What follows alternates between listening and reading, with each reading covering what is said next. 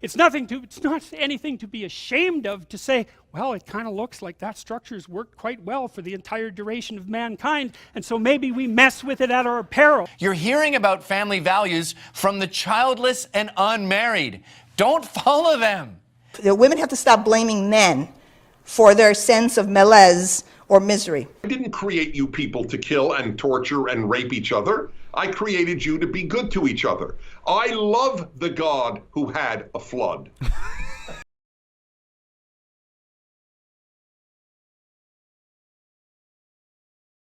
Well, guys, I've just had a moment of insight. I had it this morning, and I want to know what you think about it in the comment section as soon as you want to drop that by. But I had an insight in light of the Epstein phenomena, or the events that is surrounding Epstein right now, and the R. Kelly arrest, which is awesome as well.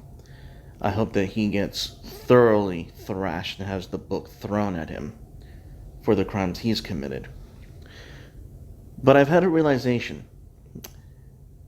Do you not find it odd, the timing of the Democrats ranting and raving about border security and the actions of ICE right before they begin their campaigns?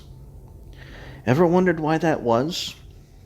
Ever wondered why that particular timing, right before Elizabeth Warren, Kamala Harris, Booker, everyone, but decide before they start the primary process, that is the moment that they chose to really start gunning hard about anti-border policies, and about how the border is evil, how it's killing people, and about how they suddenly want to flip the narrative that they're the compassionate ones all along, when every conservative and Trump voter we're aware of the fact that those who are crossing the border do so in horrendous conditions. Most of them are the victims of a coyote of some form or fashion. And yet this is the timing of their panic is what I'm paying attention to, and it was the Epstein case that kind of got me thinking in another perspective. And what I think is happening is Donald Trump, right before their primary process, is laying siege against all of their financial institutions. All of the illegal financial donations and institutions that have funded the Democratic Party, like human trafficking, like sex trafficking, like drug cartels. All of these things in the Trump administration are being squeezed like I've never seen before. Donald Trump, in his efforts to restore law and order, is intentionally squeezing the Democrats' bank accounts and their pocketbooks.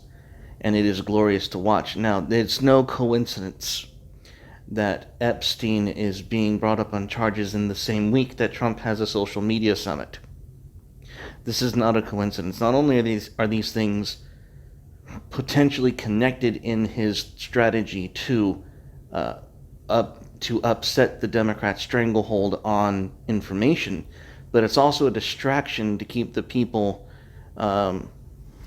looking in another direction, having his opponents look at another direction, while he is very heavy-handedly, I might say, interfering in the financial backing of his political opponents, which I find to be brilliant.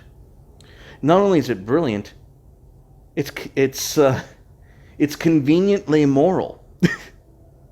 I mean, who's going to complain that the President of the United States is hampering criminals and abusers of young women and children while gaining political points against his enemies?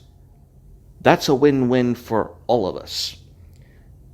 I'm just personally shocked that he's taking such a Machiavellian approach to it all.